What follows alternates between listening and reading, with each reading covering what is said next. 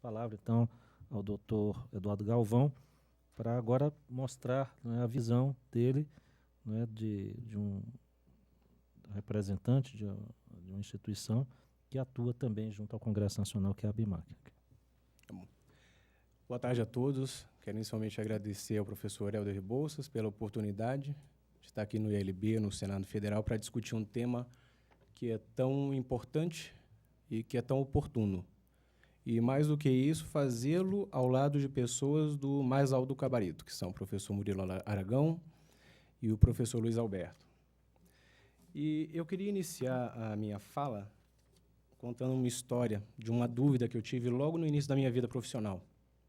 Eu integrava a equipe de um escritório na área de contencioso, escritório de advocacia, e fui convidado para integrar uma nova equipe que se formava, que era a equipe de acompanhamento legislativo e relações governamentais. Naquela época, eu respondi entusiasmado e, ao mesmo tempo, com uma certa curiosidade, muito obrigado, mas o que é isso? O que é relações governamentais? De lá para cá, eu me dediquei a estudar esse tema e nunca mais parei. Hoje, me dediquei a um grupo de pesquisa que temos lá na universidade, um curso de pós-graduação e sigo ainda aprendendo. Mas essa pergunta que eu fiz lá atrás, ainda hoje ela é oportuna, se a gente quiser evoluir de qualquer forma nesse debate. O que é relações governamentais? Inicialmente, eu acho importante dizer que o termo lobby ele já não serve mais a nenhum propósito. Isso porque, primeiramente, o lobby ele quer dizer o exercício de influência direta junto a um tomador de decisão, enquanto que relações governamentais é um termo muito mais amplo e abrange muito mais técnicas e ferramentas, além do que o lobby direto. Segundo, porque, bom, então ele é limitado, ele é insuficiente para definir o que nós fazemos.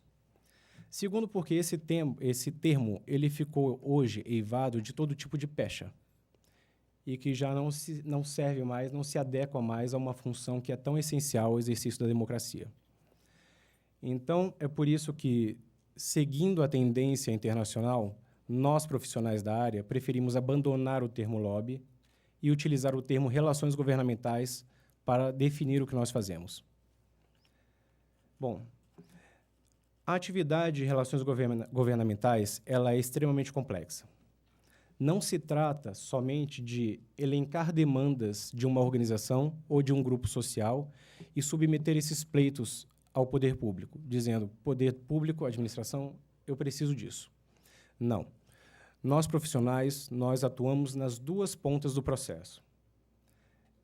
Nós somos capazes de identificar os planos de governo, as propostas legislativas e identificar nelas riscos e oportunidades para os grupos sociais, para a sociedade em si. Nós também somos capazes de criar agendas propositivas, levando ao poder público as nossas demandas, que se alinhem aos propósitos do governo, às propostas legislativas em tramitação. Você pode colocar o primeiro slide, por gentileza? A ABRIG, que é a associação que representa os profissionais da área, ela define relações governamentais como a atividade pela qual os atores sociais e econômicos fazem chegar aos tomadores de decisão política a sua visão sobre a matéria, com o intuito de mitigar riscos econômicos, sociais, institucionais ou operacionais. 2. Oferecer modelo mais equilibrado. 3. Apresentar sugestões para o melhoramento da proposição. 4. Apresentar fatos, dados e informações importantes para subsidiar a tomada de decisão. E 5. Alertar para eventuais inconstitucionalidades, injuridicidades ou má técnica legislativa. Portanto, esse universo complexo, ele abrange ações como monitorar as políticas públicas, o plano de governo, as proposições legislativas. Identificar cenários, avaliar opositores, aliados e campos de influência. Realizar análise de impacto normativo dessas proposições. Criar uma estratégia de atuação para apresentar essas propostas. E, por último, a defesa de interesse em si. De resto, é aguardar o resultado da decisão política. Vejam, portanto, que existe uma diferença conceitual e extremamente importante para que avancemos nisso. A atividade de influência em processos de discussão de políticas públicas é completamente diferente de outros tipos de relação que os entes privados estabelecem com a administração pública. Por exemplo, a relação comercial. A relação comercial é uma relação de compra e venda de bens ou de serviços por parte do Estado. Isso não é relações governamentais. Um outro tipo de relação existente é a relação administrativa. É aquela que existe entre administração e administrado, baseada em lei posta, como, por exemplo, concessão de alvarás e de licenças. Isso não é discussão de política pública. Um terceiro tipo de relação é a relação contenciosa, processual. É aquela estabelecida entre Estado e cidadão, Estado e empresa, litigando, seja administrativamente, seja judicialmente. Isso também não é relações governamentais.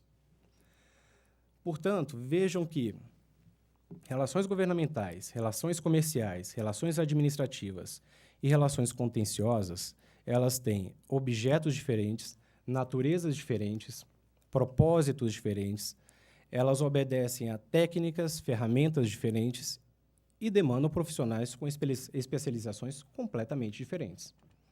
Portanto, não é adequado regular todos esses tipos de relação como se a mesma coisa fossem. Acabaríamos por criar uma norma que não atenderia ao fim específico a que ela se propõe. A atividade de relações governamentais... Esse já foi o segundo slide? Tá bom.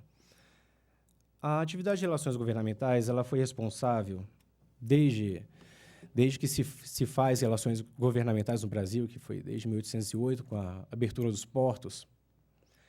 Essa atividade ela foi responsável por diversas conquistas no Poder Legislativo. E eu vou citar algumas aqui só para exemplificar, só para ilustrar. Por exemplo, o Marco Civil da Internet, a Lei da Biossegurança, a Lei do Supersimples, o Código Nacional de Ciência e Tecnologia e o Programa Nacional de Educação. Isso só para citar alguns exemplos recentes de conquistas legislativas onde houve a participação dos grupos sociais. Portanto, essa atividade ela não é apenas salutar, ela é recomendada. A OCDE, como o professor Luiz Alberto já adiantou, ela recomenda a atividade de relações governamentais, ela recomenda a regulamentação dessa atividade, seguindo esses princípios que eu estou colocando aqui para vocês. Primeiro que todos tenham acesso aos mesmos canais para atuar nos processos de formulação de políticas públicas. Segundo, a regulamentação deve estar inserida nos mesmos princípios da boa governança pública. Terceiro, os países devem criar uma cultura de integridade na tomada de decisão por agentes públicos. Quarto, os grupos devem agir de forma profissional e transparente. Quinto, as normas sobre representação de interesses devem ser periodicamente revistas e adaptadas à realidade e à vontade da nação. Mas que vontade seria essa? Um estudo recente do IPEA, muito interessante, levantou algumas percepções sobre a atividade de relações governamentais. A primeira delas de respeito a quem participa do processo de discussão de políticas públicas no Poder Legislativo. E o resultado dessa pesquisa levantou que mais da metade dos participantes desse processo são membros da sociedade civil organizada, representando 56,9%. Mas mais de 1/3 dos participantes no processo legislativo são representantes de órgãos do Estado. Esse restante 7,7% está dividido entre outros, mas o importante aqui é identificar como a própria administração pública também participa do debate no legislativo. O segundo ponto interessante que foi levantado pela pesquisa diz respeito às consequências, aliás, às convergências das opiniões sobre as consequências de uma regulamentação. 57% dos entrevistados discordam que haveria restrições a grupos menos poderosos.